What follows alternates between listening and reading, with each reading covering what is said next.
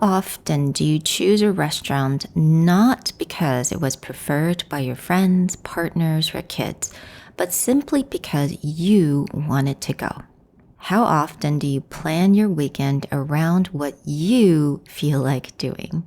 I had such an eye-opening conversation with my guest today, Lisa, on this powerful act of doing something for ourselves by ourselves. It's a simple idea, but truly the ultimate form of self-care.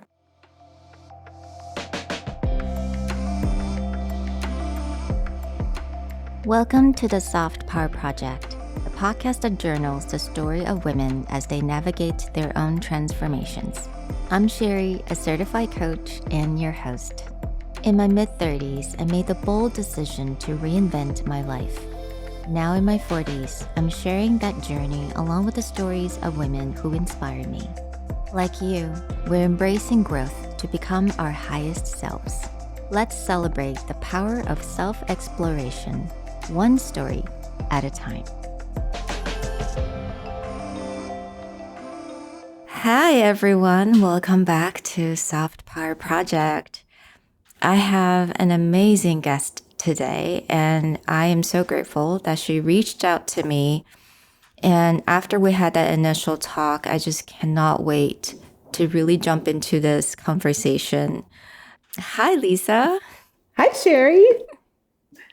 I'm excited to jump in too. Yeah, I know. And you're in Arizona, so thank you so much for staying up late at night to do this. No worries. It's not late for a lot of people. I just happen to be a morning person. No, I get it. Yeah, I don't want it to reveal too much about what Lisa does at this point, but I do wanted to ask her some questions, and I wanted to separate out some pieces. She is an expert in travel and solo travel specifically, and for women. But I wanted to ask you about the importance and why do you think it's so important for people and for women to travel? There's a famous quote, and I'm probably going to botch it. And of course, I don't remember who said it. But basically, the gist is when we travel, we meet ourselves. Mm. And I think that when we solo travel, we meet ourselves that much more. That's not part of the quote. That's just me. But really, when we travel solo, we meet ourselves that much more. And as women, we are more vulnerable travelers. And so it's really conjuring up that empowerment within to be able to do it. And to do it with a mind frame where it may not look perfect, like Instagram photos, but that it's going to be perfect for what it is. And whatever that ends up looking like, because travel can be messy. Life can be messy.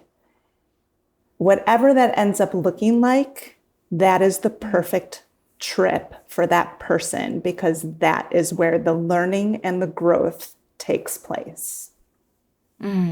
Wow, I love it that you talk about the messiness of traveling. Because like you said, I think so many of us think about traveling, we think about Instagram, the beautiful beach and the beautiful outfits. Right. And the hair is blowing so perfectly in the little breeze. Right. But if you think about it, when I travel, when I didn't have smartphones, we had to study the map. We had to actually buy the map. I don't know if you remember those days. My God, I'm so aging myself. No, I'm right there with you. We buy the map, I highlight it, and I have to study, okay, exactly what exit do you have to go, and then to connect it to what, and it's messy. It is so messy. It is, and it's okay to be messy. There's this saying in the art world that there are no mistakes. It's just happy accidents. So even though you may have that moment of, oh man, I didn't mean for that brushstroke to go that way, or that's not the color I wanted, or whatever it's looking like that you didn't vision, that it is exactly what it's supposed to be. And that is what we need to remind ourselves in that moment. And I love it when you talk about how women are vulnerable or vulnerable traveler. Can you talk a little bit more about that vulnerable piece? The biggest thing I hear women speak of is safety. Is it safe? And again, being a coach, it's a shift in mind frame, right? So nothing that I tell somebody is going to be 100% safe. Safety is more of a mental state. When I was going to Uganda for 30 days, this was my big I didn't even realize it at the time, but like this was like my true breakout solo travel adventure. People would constantly ask me, is it safe? And Sherry, my standard answer became, define safe. What is safe? Is safe the people that went to, I don't know if you remember this, the Batman movie at midnight in Aurora, Colorado, that unfortunately, Yeah. you know, Yeah, I remember somebody that. came in and shot up. Was that safe? Did anybody ask them, oh, you're going to the Batman movie at midnight? Is that safe? Do people expect when they send their kids to school that things atrocious are going to happen? So, what is safe? That's the question. And to me, I mean, it got interesting because when I went to book my flight for Uganda, this was really interesting. I was booking online and it wouldn't go through and it wouldn't go through. And I'm clicking and it wouldn't go through. And I'm like, what the heck is going on here? So I called the airlines and the airlines said, you can't book that part of the world online. You have to come to the airport and purchase your ticket because it's so corrupt. So I was like, and that still didn't scare me. I don't know. Okay. So why didn't it scare you though? Because I don't know. Innately, it's something that I knew I wanted to do. I can't describe it any more than that. Like I created my own mission, if you will, to go help women in Uganda at a safe birth house. Yoga and massage and aromatherapy are my background. And so I was going to experience women who had AIDS, first of all, and did not feel safe giving birth other than the birth house that I went to, which was Shanti Uganda, which is a non-government organization, an NGO out of Canada. And so there was something calling me, and that's all I can say is that it was just a higher self-purpose. So I went with it.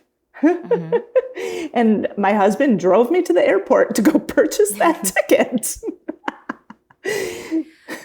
Wow. So how long ago was that? This was 2012. So September will be a full 13 years ago. I spent the full month of September in Uganda. And this was before you merged your specialty in coaching and your passion in solo traveling, right? That is correct.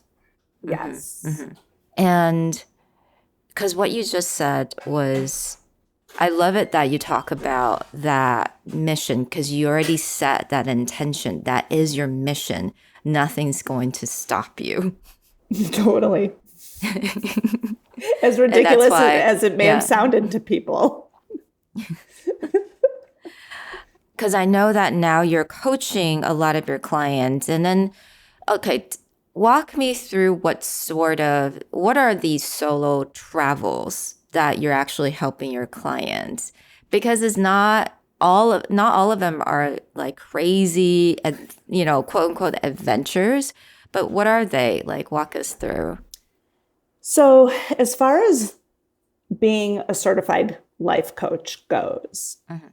I embrace the theory that we meet people where they are.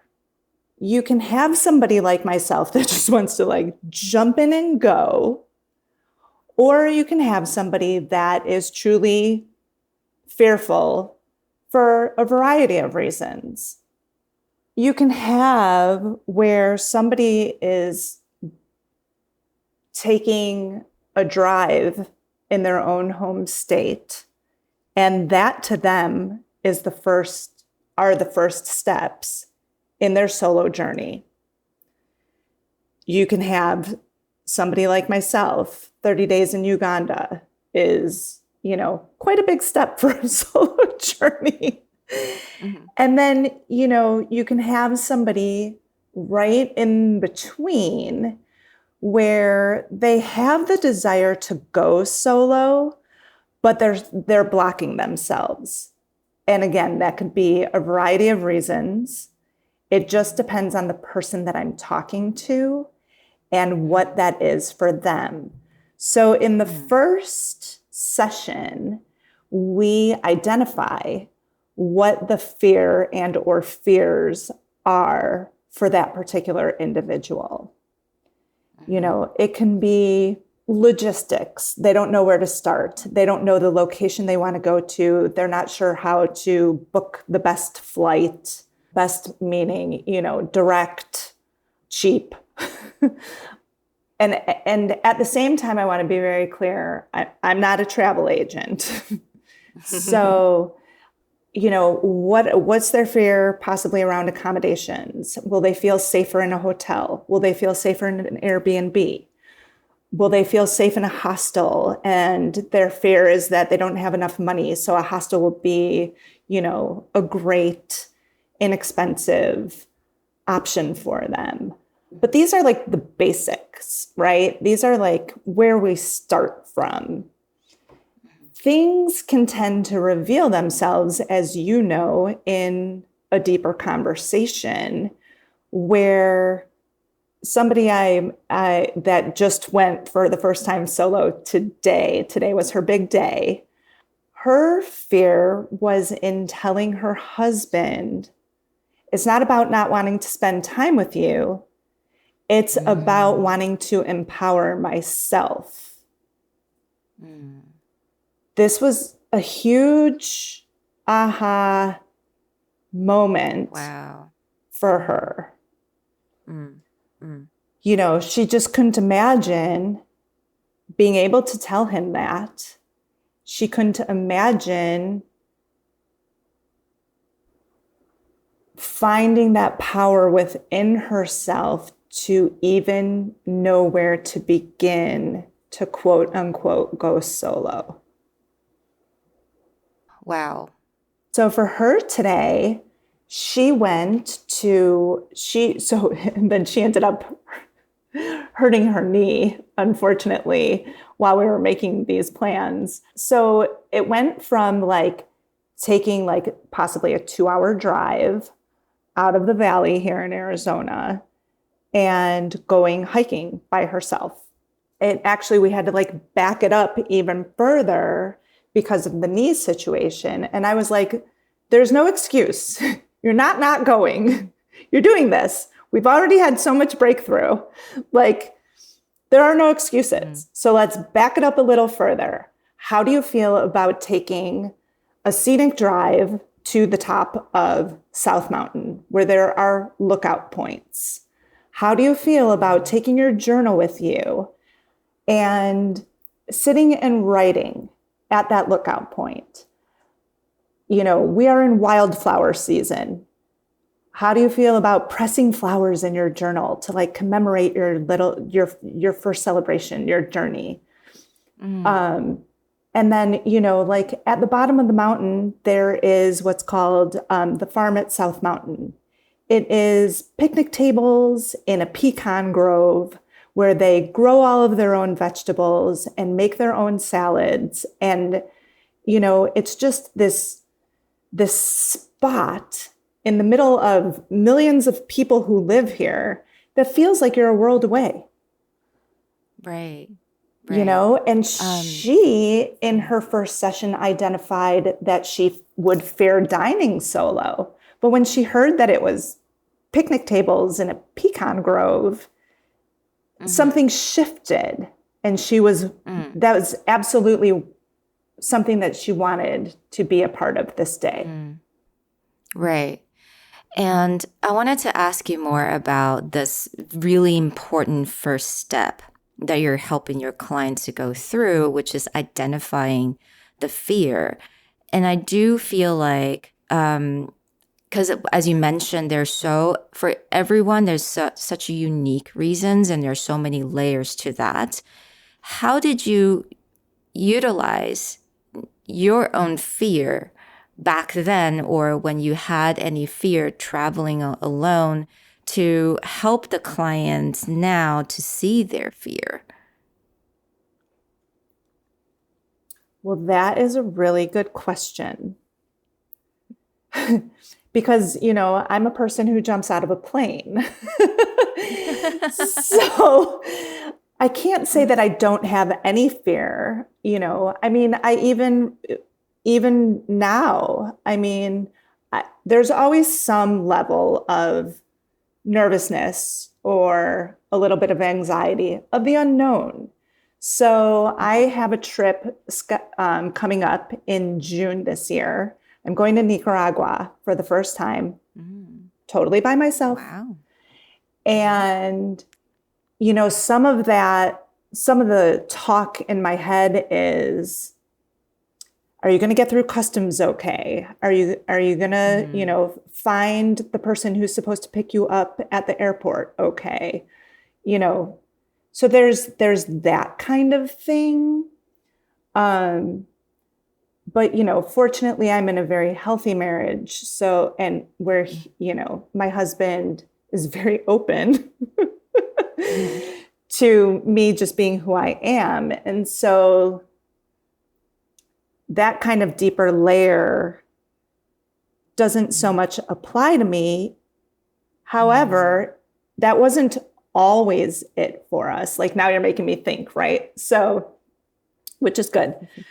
I think back, and for Steve and I, it was a natural progression.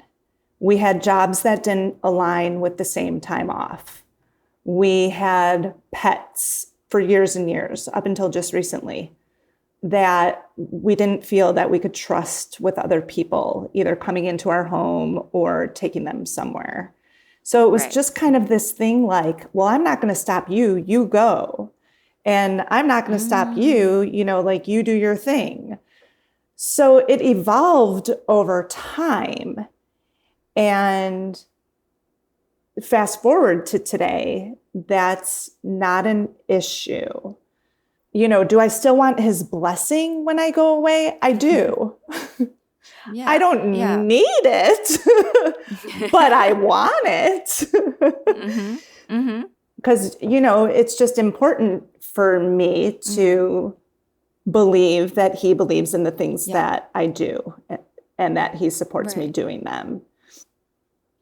I'm not one that gets anxiety on airplanes.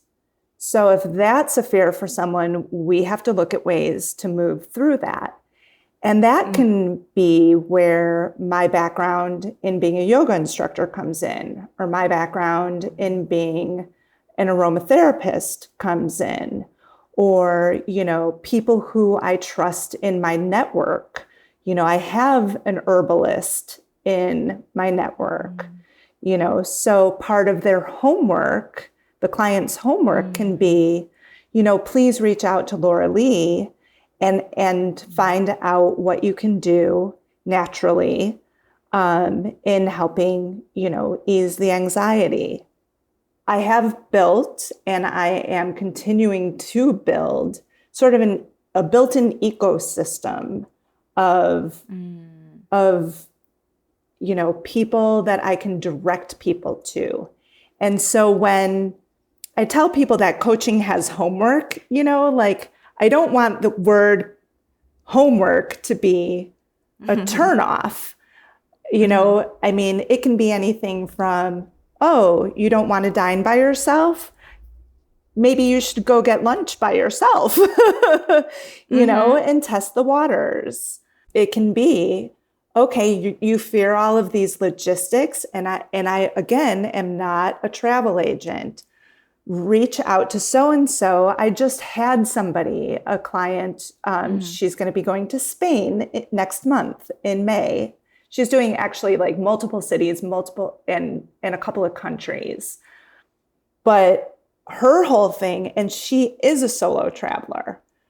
I was like, I'm not sure how I'm going to be able to help you. You tell me how I can support you. You tell me why you want to do this. And she's like, because I think about this and I'm overwhelmed by the logistics.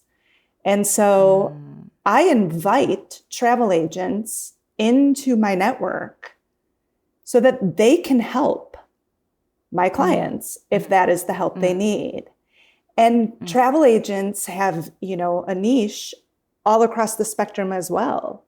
Like somebody who is an expert or, has an expertise in Spain and Portugal may not be that same person in Italy. So if travel agents are listening right now, please, give me a call. Let's connect. Yeah. Yes. Yeah. Let's get to know each other. Let's get to know how we work and how we can work together to get these women to feel safe in their process and get them going, because travel changes lives. Right. And I really love it that you focus a lot on giving that support system, and actually you actively go out and seek that support system and network so that they can help your client as well. And I think there's something that you touched on, which was, I think it's so important because women, and I think it's for all human beings, right? We thrive in relationships. We need connection. And when we are in a relationship, if we don't feel really safe to be ourselves, that often stops us to do something that we really want to do. And in your case, you have a healthy relationship where it's okay, like you feel free to do so. But you also see these women that don't feel that way. And that's often the reason why this stops them, just by telling their husband that I wanted to go somewhere by myself. That was fearful for them. You mentioned that some of your clients, the reason why they fear going on a solo travel is because they don't want it to tell their husband or the partner that they wanted to do this by themselves. And I wondered if there are a lot of women out there, their fear to disappoint others. And that's often the reason why they don't get to do what they want to do. And just from your experience as a coach, is that what you're seeing a lot? So, women take care of everybody else. And they don't want to disappoint either the husband or the kids or even the adult grown kids who are out of the house that still want to be a part of family travel, right? They don't want to disappoint anyone, so they hold themselves back. And life is all about transitions. Life is all about new milestones. Life is all about, like, you graduated, mom. The kids are out of the house. You get to make decisions for yourself now. You get to plan your own trip with yourself at the center of it. At every decision you are going to make is about you. It's not about your spouse who doesn't like beaches because of the sand. It's not about your child with, the gluten allergy. And I say that lovingly. I have tons of food things. It's just what came to the top of my mind. Like, you just don't have to center your decision-making around anyone but you.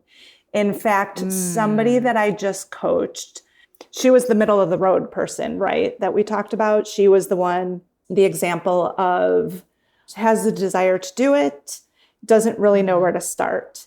And for her, like, even the location was kind of like, how do I figure this out? And so we landed on San Francisco.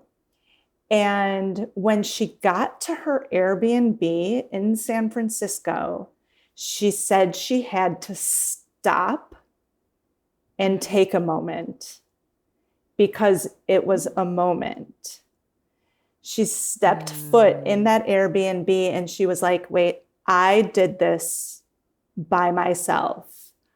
I decided that I belong here in this moment. I decided that I want to go to an NBA game, a national basketball game. I want to see the Golden Gate Bridge. Right?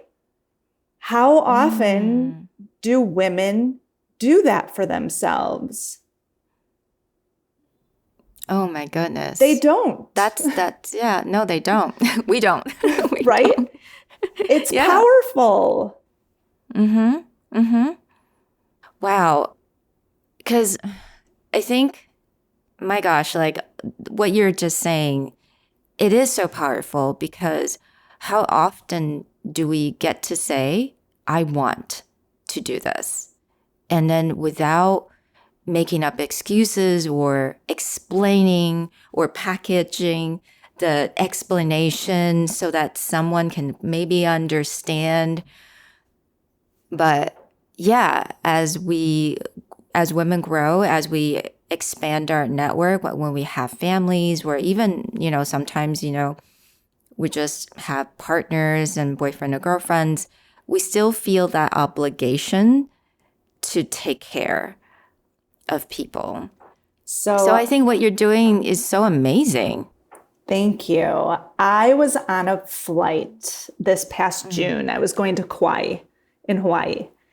And of course, Kauai is like the land of romantic couples. Right. Yes. And I'm like, I'm going by myself. I've never been to Hawaii. Kauai, from everything I've heard, is the island for me. I'm going. There was a couple on the flight. He said to me, how is it your husband let you go to Kauai by yourself? And I looked at him and I said, I'm a solo traveler. Like, that's all I said. Yeah. My business is not his business. I mean, did he say it in a curious way or like a loving way? What was his tone? I didn't even think about it that deeply, Sherry. I didn't, because there's such a so one of the fears of women to solo travel is the judgment of others. And that, to me, in that moment, is a judgment. Yes. And for me, I'm just like, my standard answer is now I'm a solo traveler. I don't owe anybody any explanation of why I'm doing this by myself. There's nothing wrong with my relationship with my husband. I'm not like doing something wrong by not taking him to Kauai with me. Like it is judgment by not only other people, but also judgment within one's own mind, which again comes back to the whole dining thing, right? Because I've heard women say they don't want to sit in a restaurant by themselves because they know that people are looking at them, like feeling bad for them. Okay, that's valid because that is in their mind, right? Right. Yeah. It's not a part of my world. I'm going to go sit at the bar and talk to the bartender, because the bartender, first of all, is local. They know all the great spots. They're just a fabulous resource for where you are. And they want you to be comfortable, and they want you to enjoy your experience, and they want you to come back. So I sit and I talk to the bartender. There's also usually in the bar a game of some kind on. I happen to be a sports fan, right? So to me, I'm not worried about people around me thinking, oh, that poor girl's by herself. I'm like, what's the score of the game? Who's playing? I mean, I went to La Jolla, California, San Diego area by myself this past December. And I flew in on a Wednesday, and part of my plan while I was there, because I was there on a Thursday evening during football season, was to go to a sports bar because I didn't want to miss the game. Yeah. Right? So again, I have a lot of food things. So I looked at the menu before I went, made sure that I was going to be able to eat properly for me while I was there, talked to the bartender as soon as I got there, let them know of some food allergies I have. She worked with me. The game was on. First play of the game. Okay. And I mean, I'm getting a little off topic, but I usually do like a football pick'em pool, right? And so I'm in San Diego area. I'm in California. 2 California teams happen to be playing that evening. LA Rams and the 49ers, San Francisco. And I sit there, and the first play of the game, there's this group of guys that are yelling because they very obviously bet on the 49ers. And the 49ers had one bad play, the first play of the game. And I look at them and I just started laughing, and I'm like, I picked the Rams. And then it just became the conversation that night. And it was so much fun. Like, they walked me outside and like made sure like I knew where I was going back to my hotel room. Yeah, like, hugged me and like told me to have a great trip. Now, would I recommend that women offer up that they are traveling solo? No. Was it obvious to these guys that I was in the bar by myself and that, I was there for the game and I was leaving afterwards? Yes. And I was fine with it. There was nothing in me that said otherwise.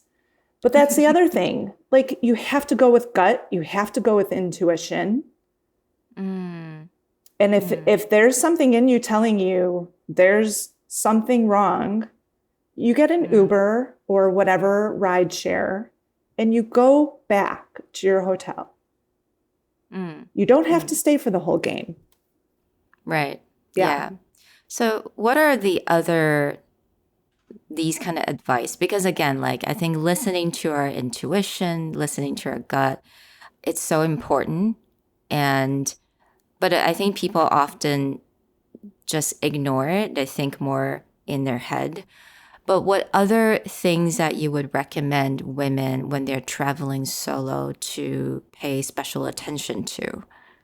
I always say, don't leave a drink unattended. Mm. Don't leave a drink unattended. Leave the bling at home. Don't give anybody a reason to come after you, right?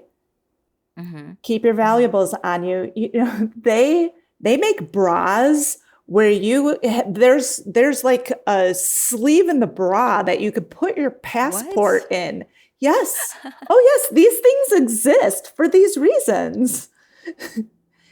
What?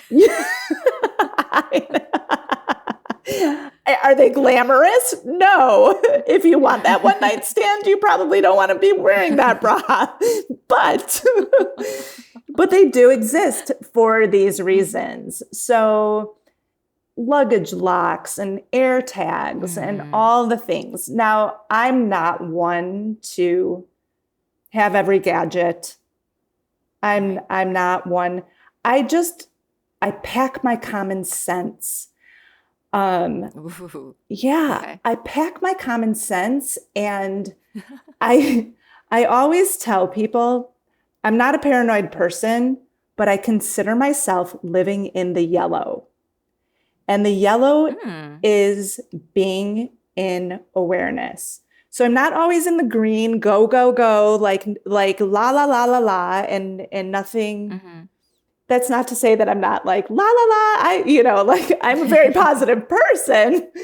However, I'm not just going with no sense of awareness around me, but I'm also not in the red where I'm stopping myself from enjoying myself because I fear that there's something out there that might harm me. Mm, mm-hmm. Always be in the yellow. Pack your Always be in common the yellow. sense. Mm-hmm. I love that. That's actually first thing on the list, right? Common sense, check. Right? And I also like the first thing when you walk into an airport for me is from here on out, it's all out of my control. So am I Mm, going to be the person that's going to yell at the airlines if the airlines is 2 hours delayed? No. ooh, mm, mm. Right? Am I going to be the Am I a little irritated and frustrated? Sure. You know, but what I've done is I've kind of just like backed up and I people watch. It's a show. Mm. People get crazy. And so I Yep. let them get crazy. I don't need to get Mm, crazy. I want to be the nice right. person that the person behind the counter likes and wants to help because Mm, I'm not the one yelling at them. right. You know what I'm saying? Yeah. Yeah, absolutely. I love that because when I travel and some often or not travel for work puts you in that control freak role, right? Everything needs to line up perfectly. Therefore, I can catch my meeting or whatever, important things I have to do. And then if I lose my luggage and if this happens, so I think people get crazy. But when you're solo traveling, and that's really important what you said. You have to just take a step back and then knowing that these are everything else is out of my control. Right? We can't help the weather. Mm-mm, mm-mm. I mean, where was I going? It might have been Hawaii. I got to the airport and the flight crew was in an Uber that picked them up from the wrong place or something crazy to where it delayed the flight for 30 minutes. Mm. I mean, what are people going to go hunt down the Uber driver and like give them a piece of their mind? Like what do you expect that you can do about this situation other than just like, oh, well, I guess I have another half an hour. Do I need to pee again or do I need to get another snack or, do I read another 10 Yeah. pages of the book that I'm loving right now? Like Mm-hmm. people just need to get out of their own way. Mm. Oh, I love it because I think so far we talked about the fear that most women have is that sense of obligation that they have to answer to everyone, and it's really difficult to do something they want to do. And also, like, pack your common sense and taking a step back and you just let everything kind of flows. Because when you let go of the control, then everything kind of becomes an adventure. And I feel like that's something that you really enjoy and embrace is the adventure that you didn't plan, right? Right. And again, not that I don't get irritated because I'm human and I do. So 2 years ago, February, I was going to Costa Rica for a yoga retreat. And I was going through Dallas Fort Worth, right? International hub here in the United States. And it just so happens that Dallas Fort Worth froze over in February 2 years ago. Oh, right? mm-hmm. Thousands of flights were being canceled. And I was like, oh, I still have 2 days. I should be okay. Like, this should all blow over by then. I should be okay. Well, I wasn't okay. And so like I didn't ditch that or dodge that one. So I had to reschedule my flight through the airlines, not once, but twice. And then when I went to, and I don't know, this is again, intuition, listen to your intuition. For whatever reason, I thought to myself, the day I was leaving, I should check that connection flight in LA. Like, I don't know why I did, but I did. And I realized that I was not on that connecting flight because the airlines didn't talk to each other.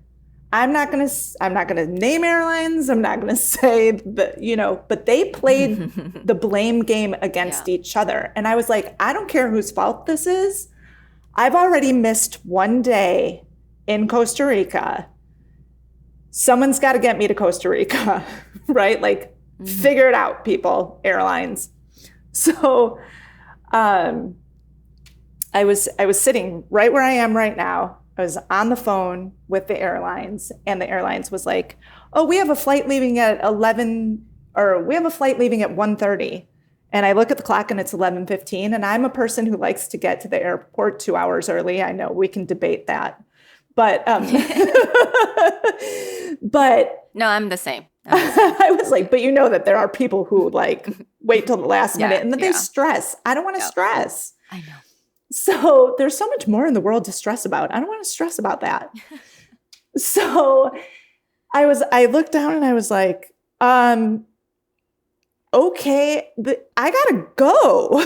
Like, I was like, is my app gonna update enough to when I'm at the airport that like I've got the flight on my phone? Like, I literally wrote the flight number on a Post-it, grabbed my suitcase, which I packed early, said to Steve, we gotta go. I was still like unshowered, like nothing mattered at that point, right? So it turns out that I was going out of Miami, which I wasn't expecting. Steve's like, where are you going to stay in Miami? And I go, Steve, I need to get to the airport. I need to get a boarding pass in my hand. When I'm at the gate, I'll figure out where I'm staying.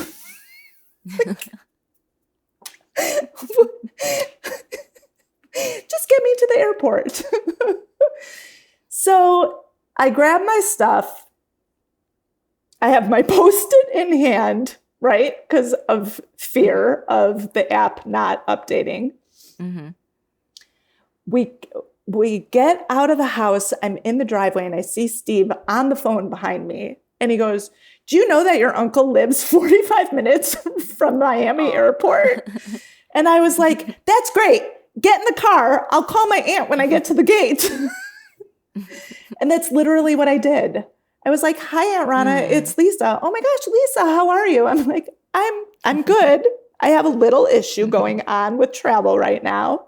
I hear you live 45 minutes from the Miami airport. Yeah. I was like, I will Uber over. I keep saying Uber. I should really give Lyft a plug here too. I will Lyft over. And, that was that. And then they drove me to the airport the next morning to go to Costa Rica. Like, just go. Just go. Yeah. Yeah. It's out of your control. I love that. Roll with it. It is. Yeah. I love that. Roll with it. And then things just work out. They fall into places. We all did this before smartphones. Well, maybe not the people in their 20s. I'm in my mid-50s. We did this before smartphones. Like, and when I went to Uganda, I didn't have an international plan. Like, I got a burner phone when I was there. Like, you just go with it. I love it. I think it's great that we're reminding the young people out there that it's okay when your phone breaks down, when it's not charged, because that's how people traveled before and it's okay. Right. Like I hear women and they're like, I have 2 backup chargers that I take on every flight with me. And I'm like, that's great. I love that you feel that that is what is going to make your flight fancy for you. Like if my battery dies, like I'm going to plug it in at the next airport. Like, I don't know. Yeah. There's just a certain level. And that's not to say that I'm not obsessive about other things in my life, because I am. I will be the first one to say, I have a level of self-diagnosed OCD. And, whatever makes the person feel safer in doing this is what's right for them. If that 2 chargers on the flight makes them feel safe, great. That is great. Yeah. I have to ask you, we talk a little bit about this, but I think I kind of ask you that and I say, think about it. You don't have to tell me now. Is your definition of soft power and how that plays in your life and your work as a coach? So, because I listened to your podcast, I do know, and you did mention this question was going to come up. And so when I was talking about, and I'm going to share this with your listeners, that I did say to you, like, I'm not going to think about any sort of question too much because I don't want to come up with like the quote unquote right answer. So, that I wanted it to be an organic conversation that you and I, both know what makes for good conversation, authentic conversation. Yeah. And so when I was talking about the person who had their moment in San Francisco when they entered their Airbnb, I was like, I should just say it now. That moment was the revealing of soft power for her. That was her moment that she came into her own power, right? Where she had to take a moment. And that's where the soft comes in. Allowing yourself to take that moment and feel that power. Allowing yourself in whatever way that is to celebrate you. Taking that moment. In the person, with the husband that we've mentioned, I said to her in our coaching sessions, I said, you may find yourself when you go on that first solo journey, whatever that looks like, it turned out to be that scenic drive today. If you find yourself crying, let yourself cry. Don't judge yourself. Think of it as I am releasing this fear that's been in me, and I'm so proud of myself at this moment in time. Allow yourself that moment. Write about it. Put it down on paper. That is soft power. Tears don't have to be like an ugly, oh my gosh, why am I crying? I'm on like this, what's supposed to be this great adventure. Don't do that to yourself. Allow the tears to come and know that they are just this symbolic moment of that soft power releasing from your body and your mind. So it's that feeling of completely embracing in your own accomplishment, no matter what that is, and all the feelings that comes with it. That is soft power. And then you help your clients to get to that point. Correct. But ultimately, it comes from them. It comes from within. And that is what they experience. And then solo travel becomes an addiction. Because you want that moment again. You want that feeling again. Right. So you're almost chasing that feeling, but in a different environment that you want to experience with a different sense of adventure. So that's really interesting. I love that. Now, is that something that you have in kind of your list of goals, or maybe that's just an intention that you set for every single travel? What is it that I wanted to accomplish, or what is the adventure? What is the feeling that I wanted to have? So it's interesting that you ask this particular question because somebody that I just coached, she was actually on that yoga retreat in Costa Rica. That's pretty much how I know her. And she was just faced with a set of circumstances in her health. And you can imagine, she was like shell-shocked as to what she was hearing. She had inflammation on her brain. It was a benign tumor. She is a certified public accountant. She's a CPA. And so her world is, computer screens, numbers. And she started not being able to make sense of the numbers on her screen. And she knew something was wrong. And people told her, oh, you're just getting old. Or, you're tired. You're working too much. And she's like, no, there's something wrong with my brain. So she sees a group of doctors. She starts going through this process, and she reached out to me. And she was like, I've been cleared to go back to work. I've been cleared to drive.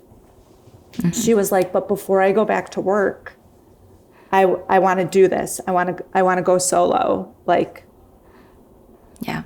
And I said, okay, are you comfortable? She said she wanted to reconnect with that feeling she had on retreat in Costa Rica. So the work was, where can we get you that connection? Because right now, do you feel comfortable going out of the country? No, I think going out of the country would be too much. Okay. Do you feel like you can go out of state? Because a lot of it was disorientation for her that led to panic. I'm like, how are you going to feel on a flight? What's going to happen if you go into disorientation in an airport? What's the plan?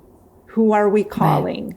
Whose voice do you need to hear to calm down, right? That was all part of the plan. So her homework was we narrowed down 4 places, 2 out of state, neighboring states, one in Utah at Red Mountain Resort. It's yoga, hiking, mountain biking, right? So the outdoors experience with health and wellness. And then she thought maybe Santa Barbara. And I was like, okay, let's also think about like, we are in spa Mecca here in Arizona, world renowned. You know, do you want to take a 2-hour drive north, go to Sedona? Do you want to take an 1.5-hour drive south, go to Tucson, where there's Miraval Spa? Yeah.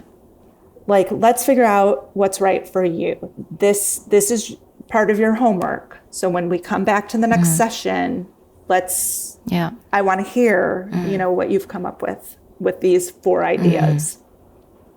So she came back to the session and she said she was beginning to feel overwhelmed.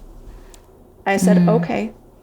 I said, so maybe for you right now is something like a week-long spacation here locally. Because I had done that last July for myself. Different spa every day. Prices are cheap they're less expensive in Arizona at that time of year. So I didn't pay like a fortune to go to a spa every day. So that's what she ended up doing. And for her, that is what was powerful. And she had a moment walking a labyrinth at one of the resorts. Her intention was to reconnect with that feeling she had on retreat. Now, for me, my summer travels this summer, June is Nicaragua, July is Santa Fe. My intention in June in Nicaragua, I am going to an all-inclusive health and wellness yoga retreat, right? 2 yoga sessions every day, body work every day, massage every day, right? It's right on the ocean. It's also in the jungle. I'm hoping to see sloths. I'm going to invite them onto my little private balcony. They can spend the night with me. So that intention with that particular trip is the refueling. I want and need to reduce the noise. There's so much noise. The social media, this is what you should be doing. You know, try this as a business person. La, la, la, la, la, la, la, la, la, right? Am I doing enough? Am I not, you know, all that talk. My intention is to reduce the noise for that particular trip. Now, I think we've already discovered that I'm also an adventurer. In July, my intention is, so I'm going to Santa Fe. Most people are like, the big draw to Santa Fe is like art galleries, which is great. That is not who I am. I am going, the first full day that I have, I'm going whitewater rafting. The second day I'm going to the spa. And the third day I am going hot air ballooning. So I went to schedule the whitewater rafting because I want to get like the rough stuff, the rough on my body stuff out of the way in the beginning. So then I can unwind at the spa. And then, you know, the hot air balloon shouldn't be rough on my body, but hey, you never know. I wasn't able to, for whatever reason, schedule online the full day on the water. So I had to call. Right. So I call and I was like, I'm sorry that, you know, I have to bother you. I can't get this done online. Can you help me? Yeah. And he was like, oh, that's because we don't have a full day going out that day. We have a half a day. He said, is this the only day you can do when you're in town? And I said, well, I think I am going to go with the half day because I want to get the rough stuff done on the front end of the trip so that I can unwind and be kind to my body. I'm going to the spa the next day and I'm going hot air ballooning that third day. And he goes, that sounds like a great trip. And I was like, yeah, like I do it with intention. Right. So the intention isn't always the same. The intention is the epicenter maybe of why I choose a certain place and why I choose the excursions that I choose. but the intention isn't always the same. It depends on what I want to do and where I'm feeling called to go. Right. I love that.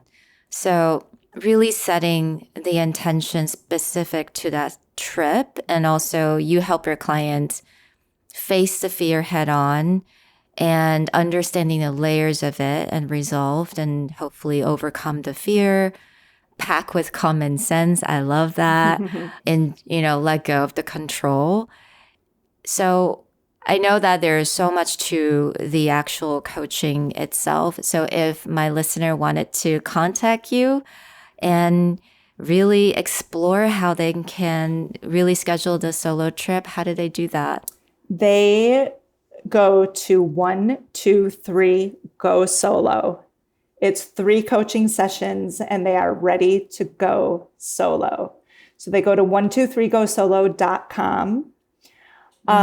There is on the services page, they can book 15-minute, are we a good fit consultation. I want them to feel safe from the beginning, right? I want to have a 15-minute conversation where they can get to know me. And if they feel that I am the right fit for them to move forward, then we can move forward. And Sherry, on the opposite end, and I know that you can relate to this, right? Because you somewhat vet your guests for the show, right? You want an authentic experience for your listeners. I don't want to have to convince anybody to go solo. If they aren't ready, if they are chock full of excuses, then it's not the right time for them. And I don't want them to waste their time and waste their money and say that this doesn't work. It does work. You have to be somewhat ready for it. You have to be willing. You have to have an open mind. Right. No, I completely understand. And I really wish all of your clients well. I think it's so exciting.